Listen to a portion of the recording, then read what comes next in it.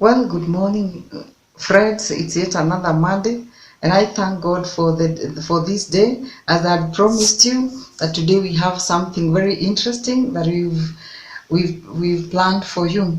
My name is Jennifer Wabugu, and I want to welcome you back to my channel. If you have not subscribed, please click the button subscribe, and you'll be notified anytime I have a new video.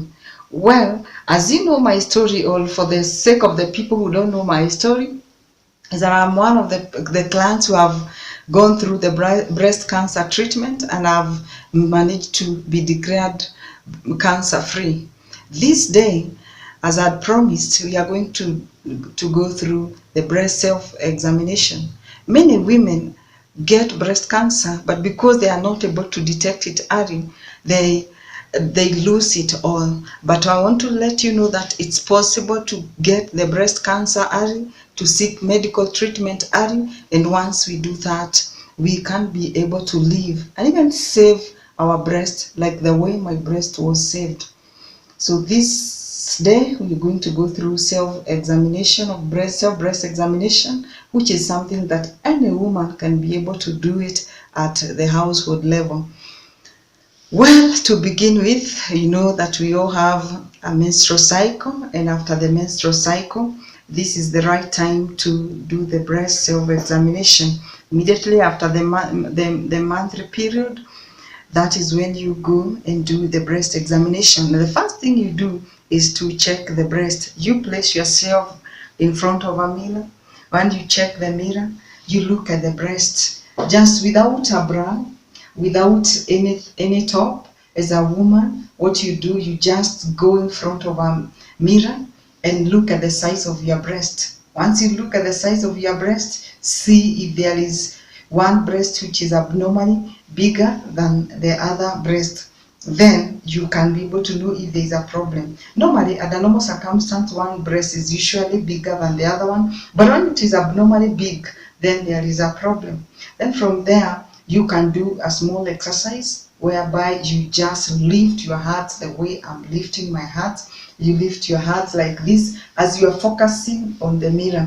You check your breast on the mirror and see if any of your breast is being left behind, or rather they are moving at the same pace.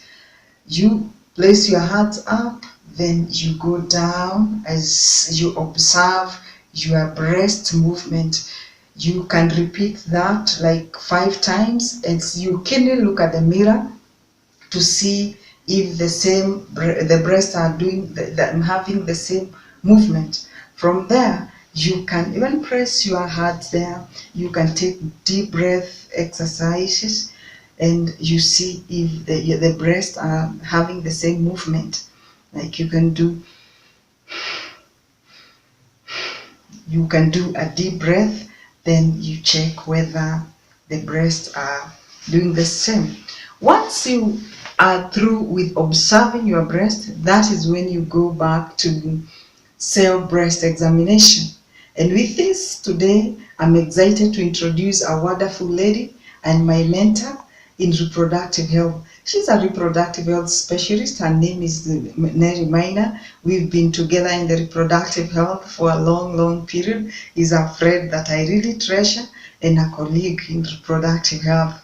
She's going to take us through practically how to do self-breast examination. Then I'll be back. Thank you and welcome, Neri.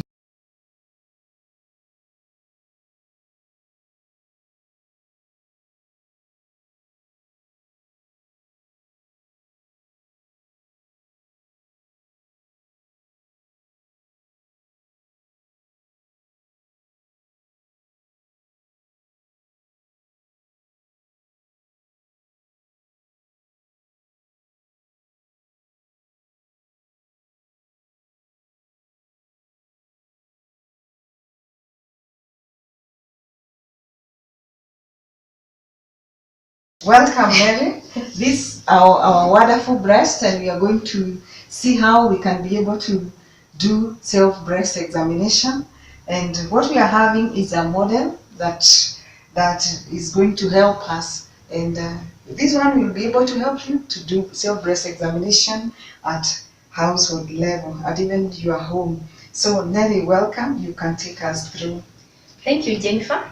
As Jennifer has said, it is important for women to be checking and examining their breast, and we call it self-breast examination.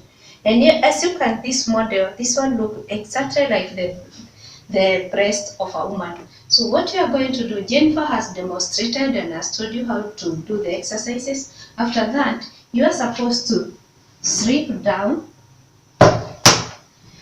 and then as you sleep, if you are examining the right breast, your left hand is supposed to be on top of your head, so that at least the breast can be able to spread. Remember, the breast is not only this part, but the breast starts from here, and then the breast, all this is part of the breast. When we get most of the time the lumps, what we call the lumps, we always get them at the axilla or at the clavicle bone. So as a lady, once you place your hand there, so that on top of your hand and you are sleeping on your back, you are supposed to start palpating the breast.